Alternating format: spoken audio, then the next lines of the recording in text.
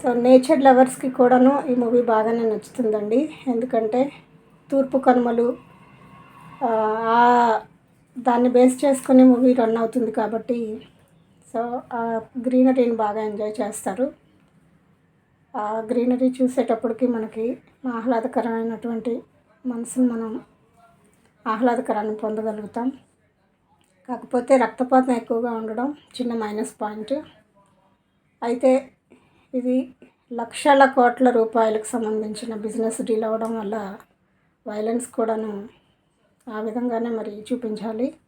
ఎందుకంటే డబ్బు ఎవరికి చేదు, అందుకోసం ఎవరి తాపత్రయం వాళ్ళది, ఎవరి ప్లాన్ వాళ్ళది. ఈవిడ ప్రజల్ని రక్షించాలి అనుకుంటుంది, వాళ్ళు బానిసలుగా చూడాలి అనుకుంటారు. సో కథంతా ఆ విధంగానే నడుస్తుంది విలన్స్కి అనుష్క శెట్టికి మధ్యలో.